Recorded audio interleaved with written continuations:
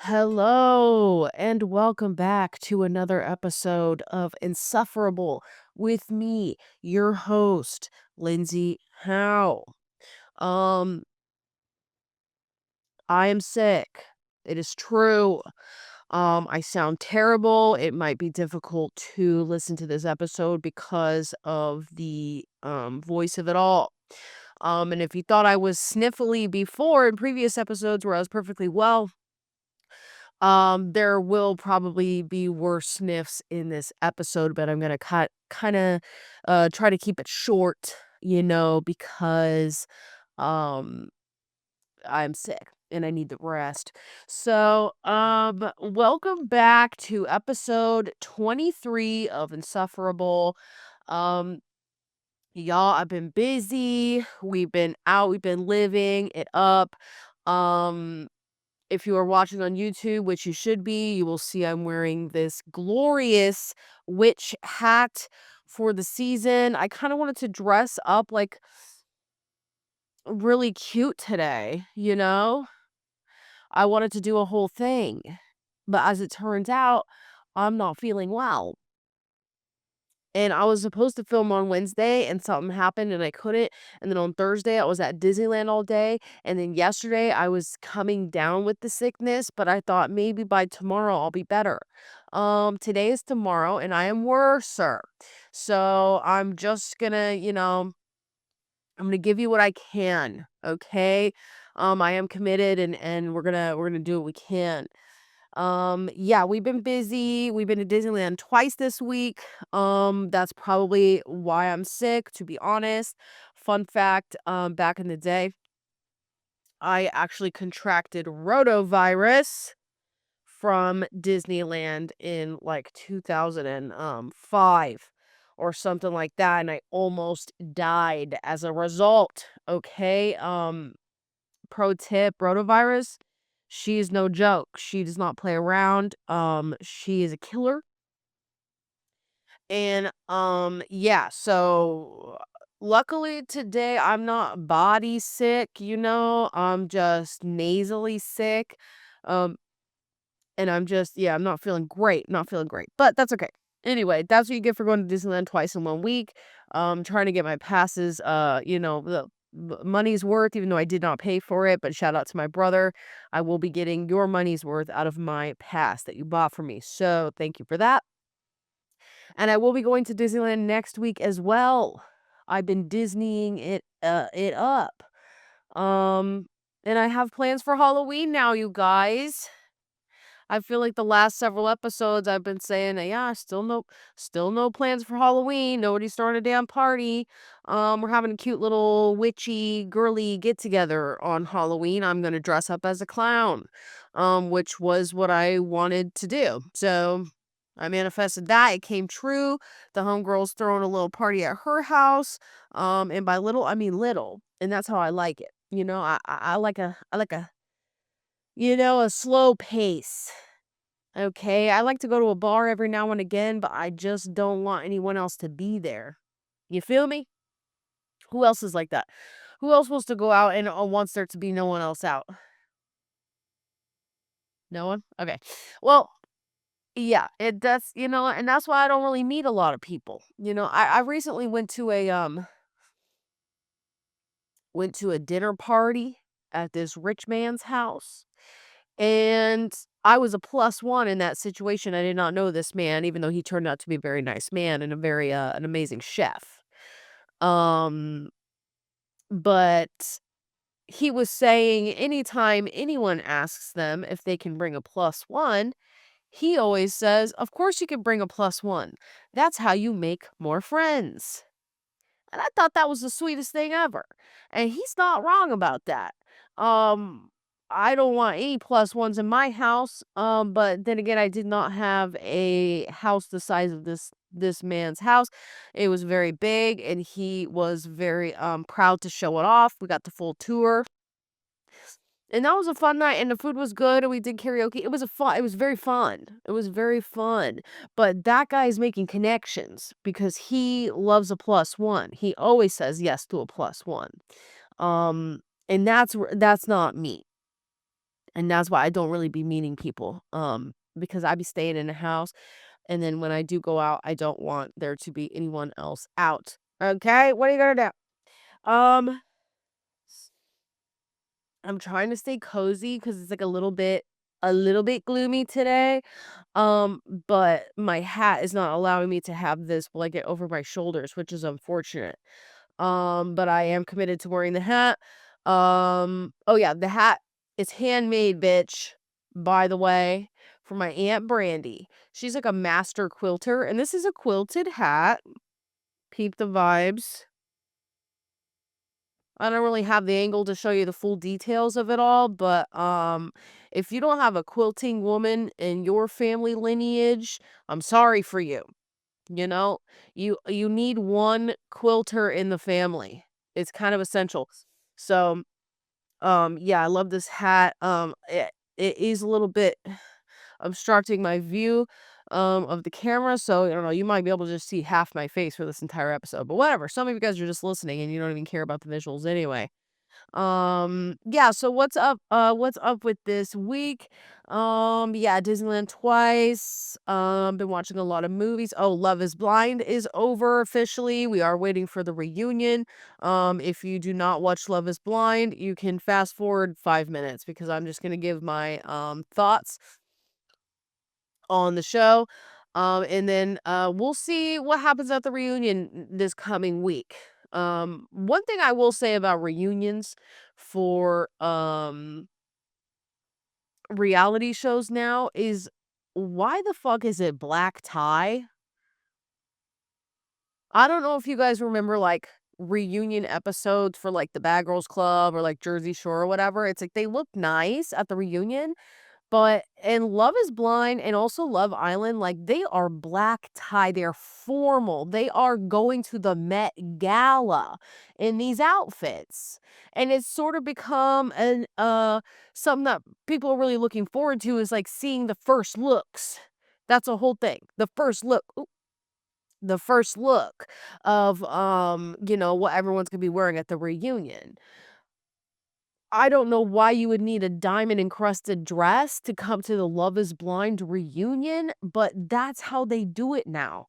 And I love a fancy outfit as much as the next guy, okay? If I can get any excuse to go anywhere and where I have to dress nice, I will take it, After I just said I never go anywhere, I really don't go anywhere. Okay? All of my clothes are like super casual because I don't go anywhere fancy, but I do wanna go somewhere fancy because I do wanna wear the outfit. But I just don't see why they have to go fancy with the reunion outfits for these, reality shows now. I think they gotten a little out of hand, but, I am still excited to see it.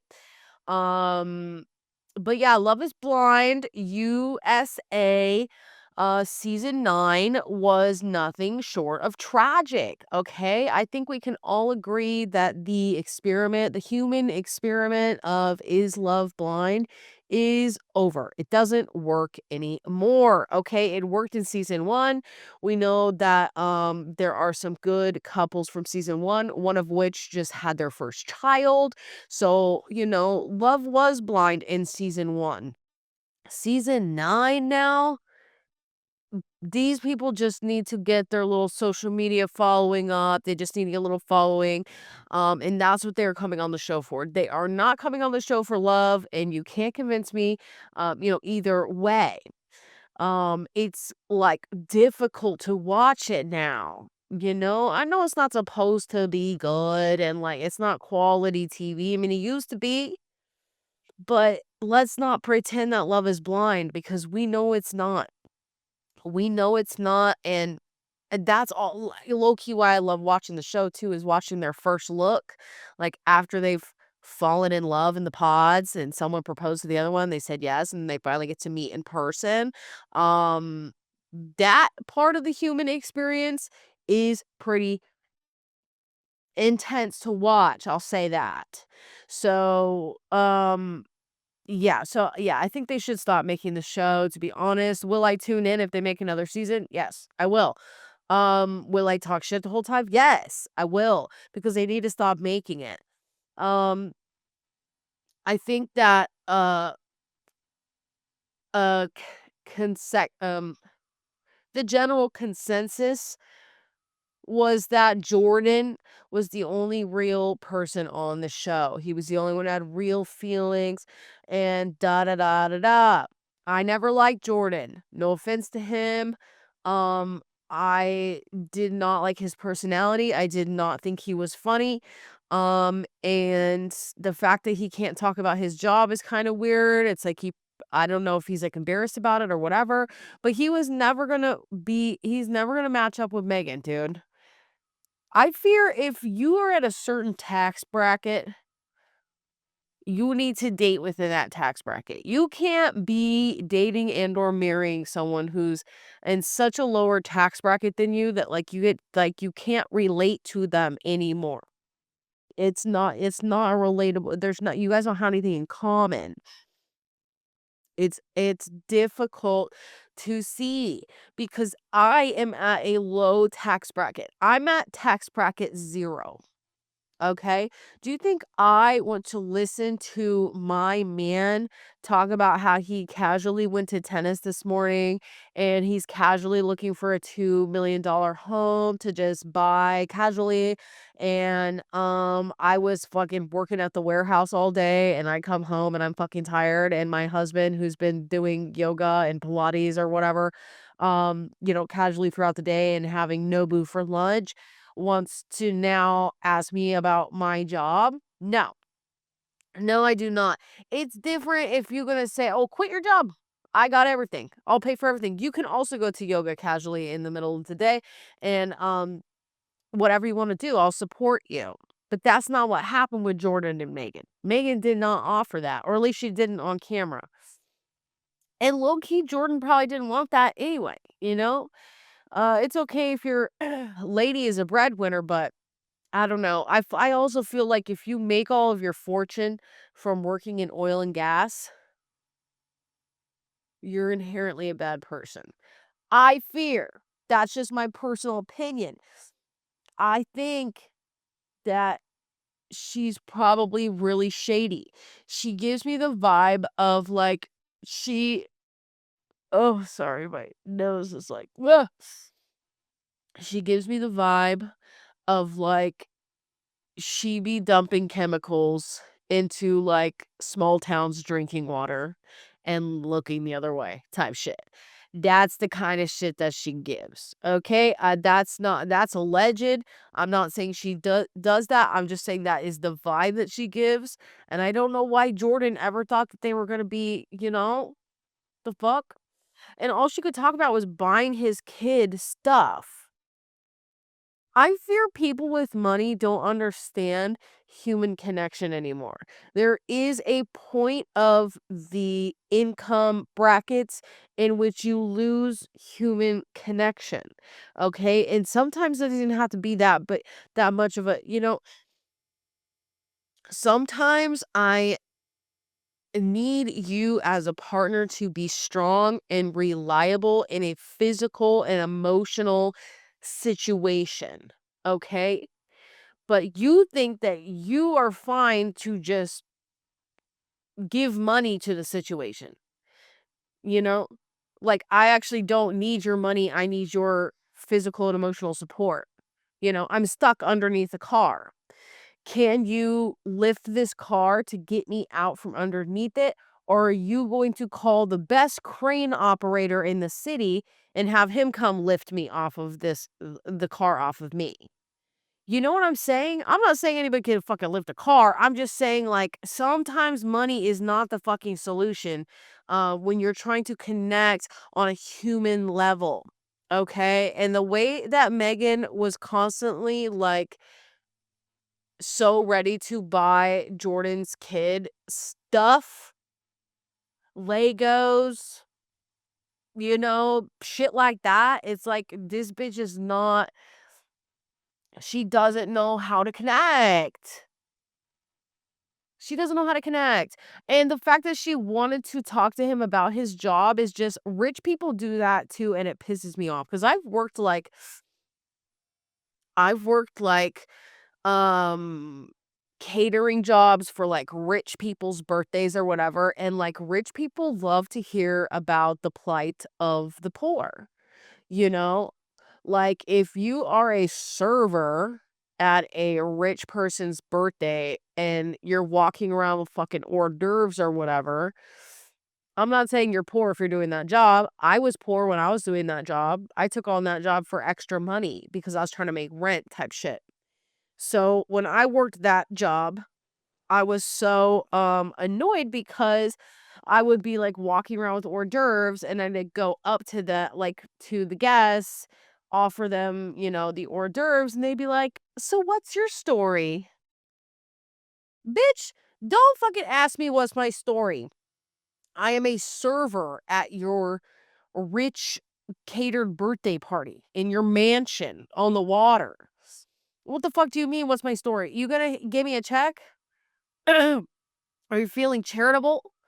Do you want to give me money? Because if that's the case, I'll tell you my story. It is a sob story. It is. It is a sob story. And I will give it to you if you're then going to give me something in return. Okay, hold on a second. I have to get a piece of water. A piece of water?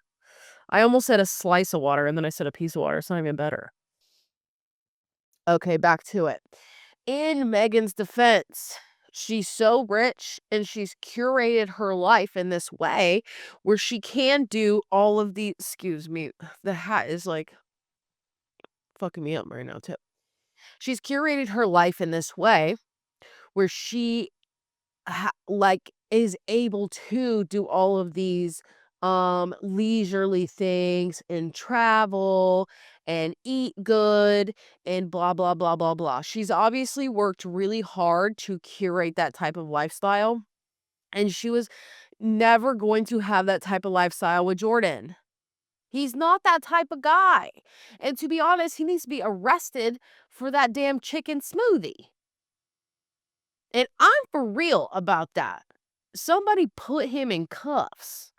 That is such a red flag. I would have called it off right then and there. And I know that was a moment for her. When he did that, she said, I cannot associate with this man.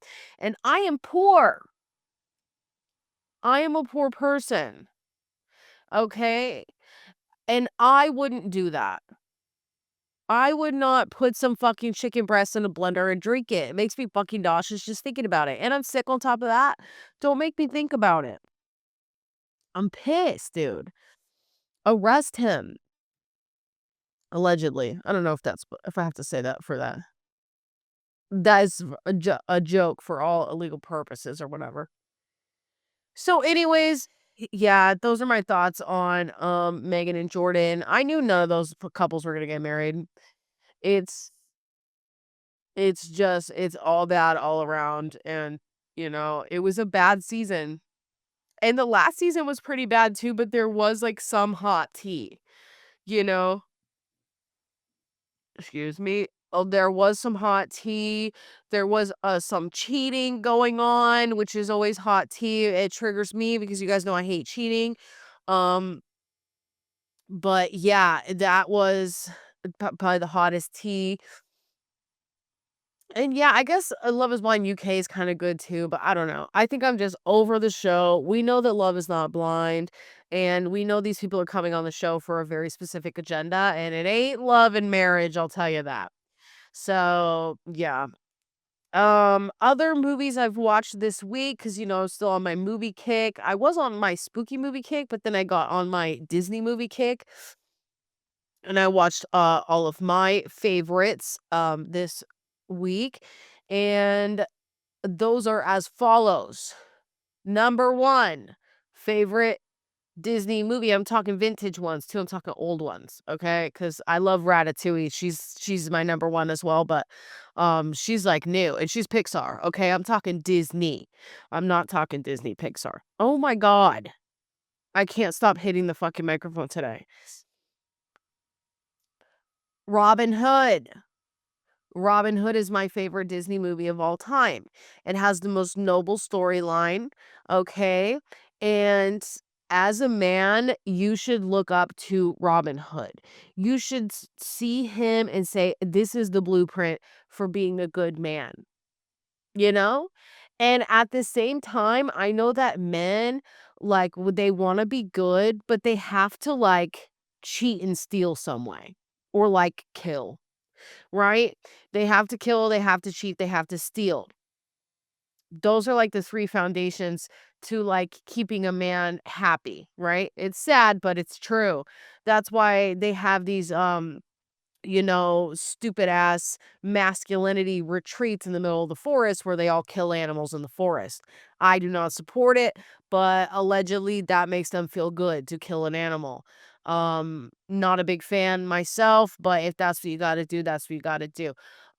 Robin Hood, however, he's not killing animals, but he is cheating and he is stealing, but he's doing it for the right reasons, right? He's stealing from the rich to feed the poor. And that is noble, and that is something that you should do for your family. We should steal more from the rich and feed the poor with it, okay? And he yearned too. He yearned for Maid Marian, and she waited for him for a long time. Absence makes the heart grow fonder type shit. So he's a good man to look up to. If you guys haven't seen Robin Hood or you haven't seen it in a long time, I recommend rewatching it. The music is also really good too. You know? It's really I was gonna sing one, but yeah, I'm too sick to sing. So I won't be doing that, but Robin Hood goes the fuck off. Okay, number one. Number two. It's a close second and third is a close one for me, but number 2 is gonna have to be Sword in the Stone. Not really much noble, shit going on there. It's basically just an apprentice movie, but it is really fun, and, the, kid in it, whose name is Arthur, I believe, he ends up being King Arthur or whatever. His outfit is cute. He's wearing like a brown, like cloaky dress thing with like mustard tights, and I really like that outfit. And the movie's just really fun. Merlin is a crazy wizard, he's fun guy, and I've always loved Sword in the Stone. It's a very, very good film. And then number 3, Hercules with Danny DeVito. That's actually my dream, Halloween costume to do with my man. So I will need a very large, very buff man to be Hercules, and then I will be Philicides, which is like half man, half goat or whatever. So you're gonna have to be, first of all, huge, buff, okay? Secondly, you're gonna have to be okay with me dressing up as Danny DeVito on Halloween, okay? I'm not gonna be a sexy costume. I don't really do that kind of stuff. Okay? You're gonna have to be okay with me dressing up as damn Philicides and having a 5 o'clock shadow and hooves. While you can go ahead and show off your physique because you are Hercules. So that's kind of my dream Halloween costume to do with my man. Um, and yeah, Hercules, it's one of those stories about a man who is inherently good. Okay? Just like Superman. It's a very similar story actually now that I think about it. It's a very similar story. Hercules and Superman alike were sent to Earth as young babies, and they are gods, and nobody knows, and they get raised on Earth, and they're supposed to do good to humans on Earth and protect them and be inherently good. And I like those kinds of stories, because men are inherently bad usually, like I just discussed. They like to lie, cheat, steal, and kill. Um, and men are, yeah, it's nice to see a good man for once. Sure, it's fictional. Just let me have this. Just let me think that there's a chance that a good man could exist, you know? So let me just have that and leave me be. Um, but yeah, those are my top 3 right there. Let me know what your top 3 Disney movies are. I remember as a kid, I really loved, um, The Little Mermaid, and I really loved The Beauty and the Beast.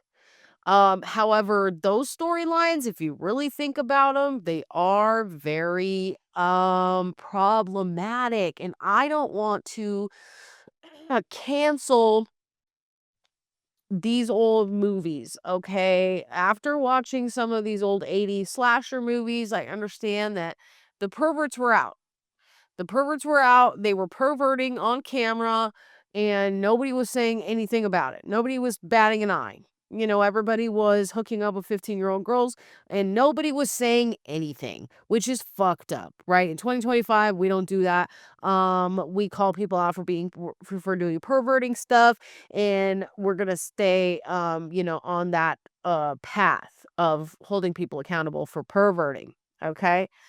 So when it comes to Ariel and we'll just talk about Ariel for a second. I haven't watched it recently, but I've seen it, a million times.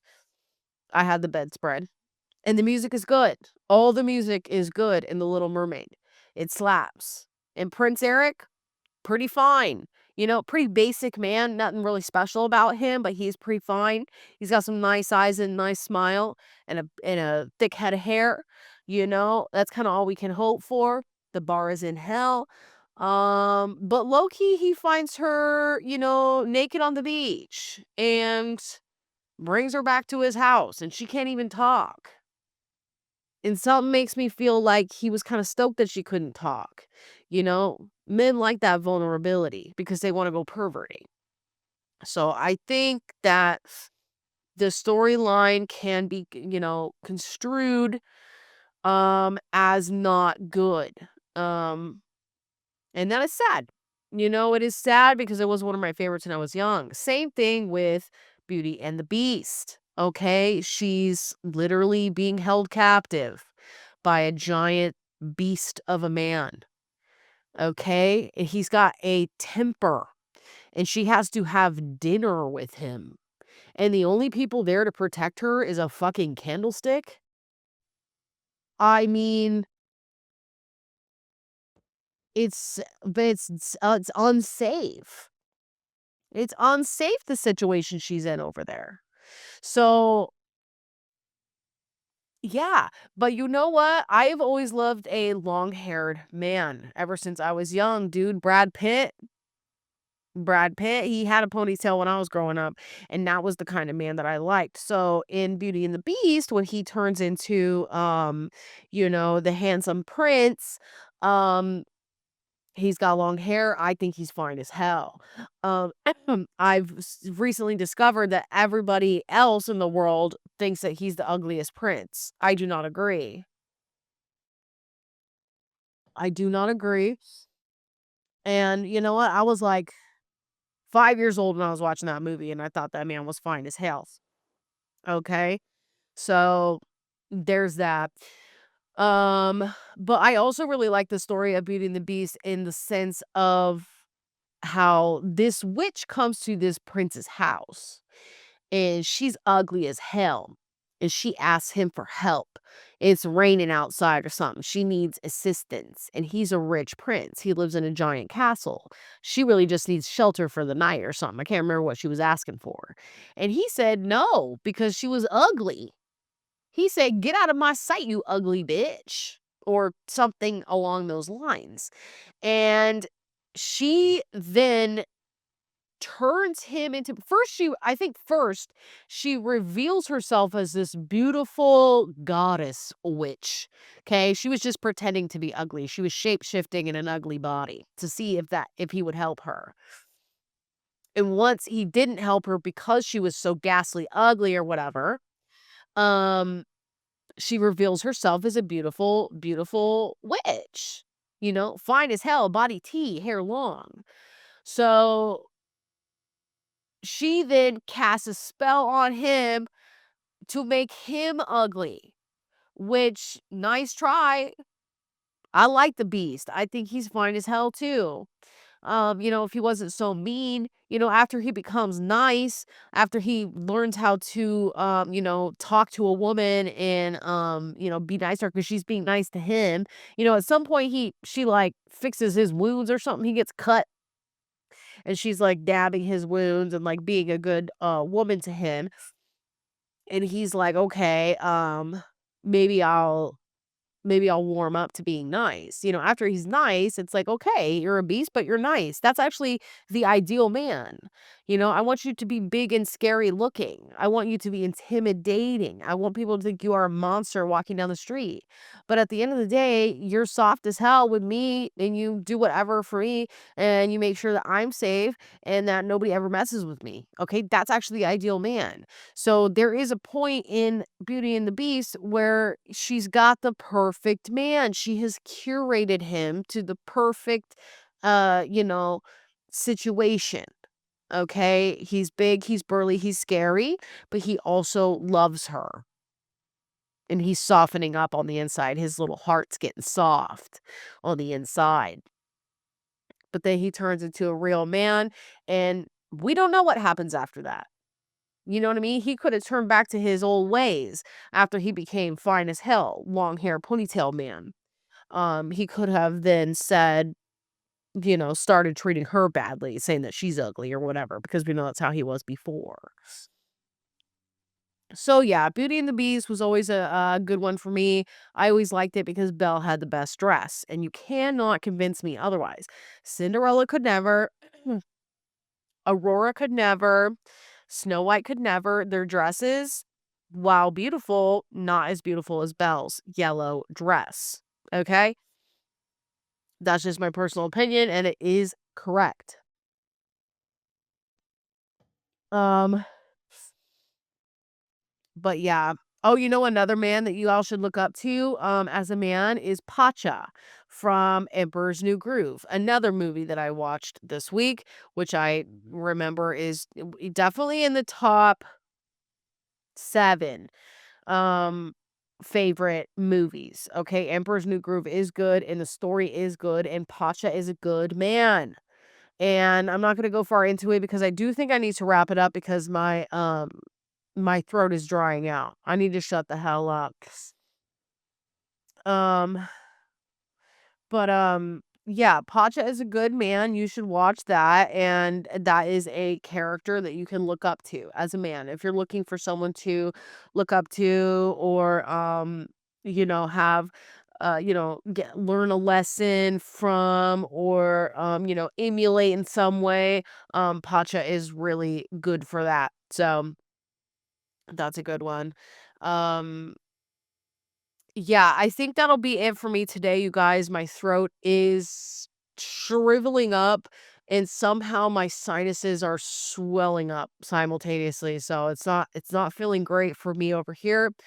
So I'm sorry for the short episode, but hey, you got to do what you got to do. At least I got one in. I almost skipped it, but then I said no. Excuse me. So anyways, thank you guys for tuning in for this episode, sticking through this one with me. I'm sorry that I sound this way. But it is what it is. Appreciate you guys coming back for another episode of Insufferable with me, your host, Lindsay Howe. And I will see you next week. Hopefully I am better by then. Okay, bye and happy Halloween.